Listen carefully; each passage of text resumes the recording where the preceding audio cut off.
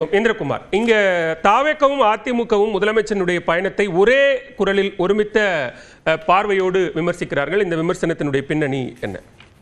தமிழ்நாடு முதலமைச்சர் ஈடி வழக்கு தொடர்பாக பிரதமர் மோடி சந்தித்திருக்கிறார் அப்படின்னு இவங்க சொல்லக்கூடிய வாதங்கள் உச்சநீதிமன்றத்தினுடைய நீதியரசர்கள் வழங்கிய தீர்ப்புக்கு உள்நோக்கம் கற்பிப்பதாக இருக்கிறது.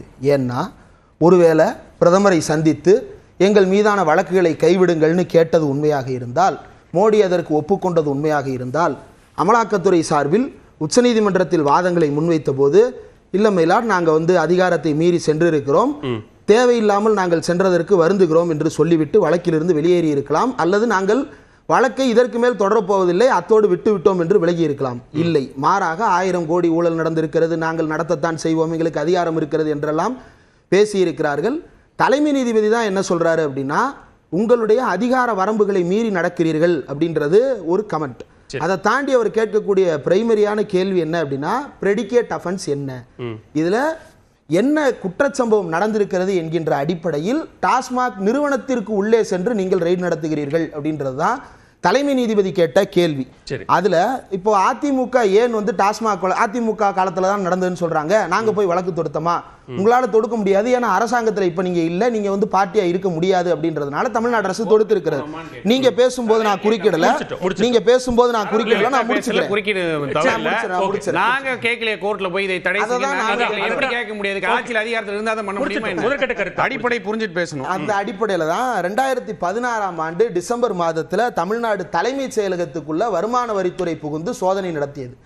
அன்றைக்கே தமிழ்நாட்டினுடைய அன்றைய எதிர்க்கட்சி தலைவர் மு.க. ஸ்டாலின் என்ன கேட்டார் என்றால், தமிழ்நாட்டினுடைய தலைமை செயலகத்திலேயே வருமான வரித்துறை நுழைந்து சோதனை நடத்துவது என்பது தமிழகத்திற்கு ஏற்பட்ட தலைகுனிவு, அதிமுக இதை தட்டி கேட்க வேண்டும் என்று அறிக்கையை விட்டிருக்கிறார்.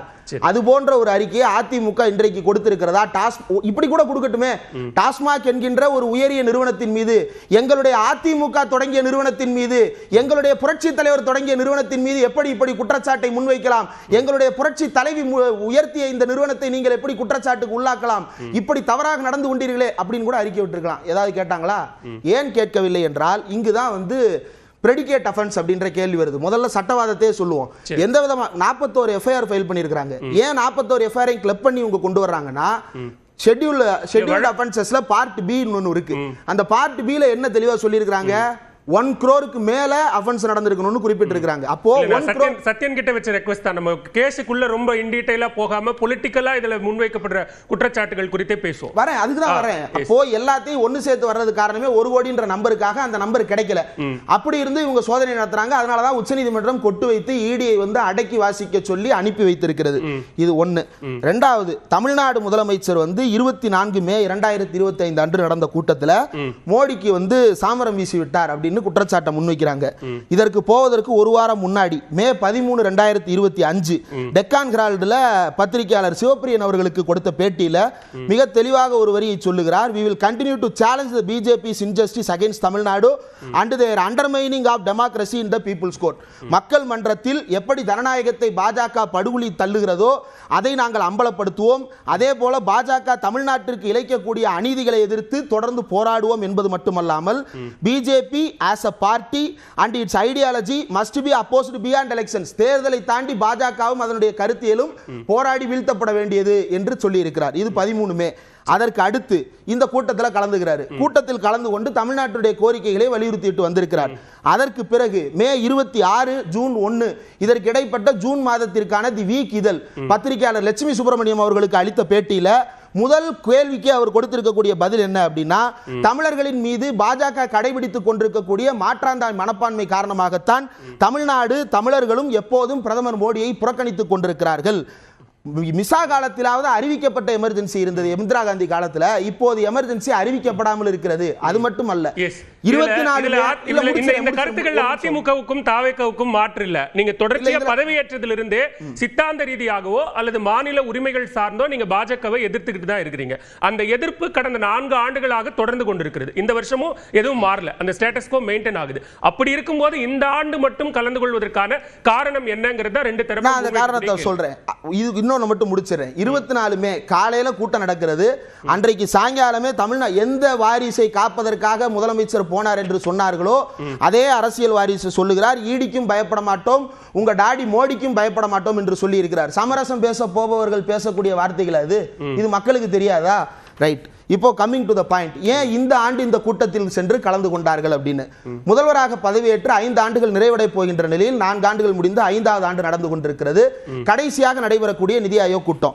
இதுல இந்த நிதி ஆயோக் கூட்டம் அப்படின்றதுலே வந்து தோழர் ராஜ்மோகன் அவர்களும் தோழர் கோவை சத்யன் அவர்களும் சொன்ன கருத்துல எனக்கு பெரிய மாற்று கருத்து உண்டு. எனக்கு மட்டுமல்ல, முன்னாள் பிளானிங் கமிஷன் சேர்மனே அதை மறுத்திருக்கிறார், முன்னாள் நிதிக்குழு சேர்மனே அதை மறுத்திருக்கிறார். பிளானிங் கமிஷனும் நிதி ஆயோகும் ஒன்னு பேரை மாத்திட்டாங்க அப்படின்னு சொல்றாங்க.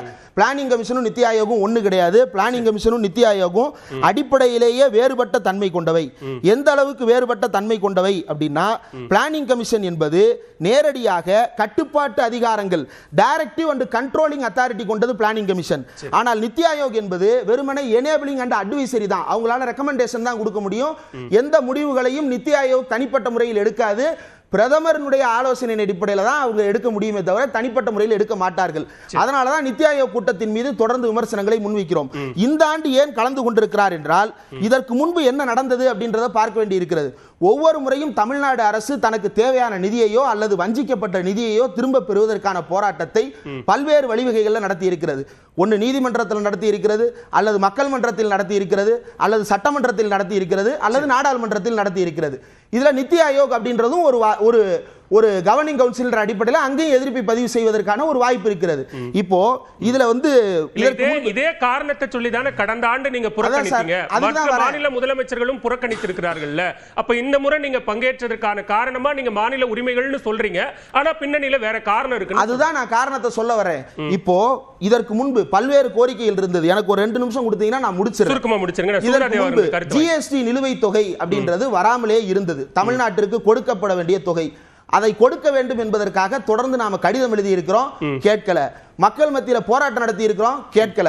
பிரதமர் அலுவலகத்துக்கு கடிதம் எழுதினோம், கேட்கல.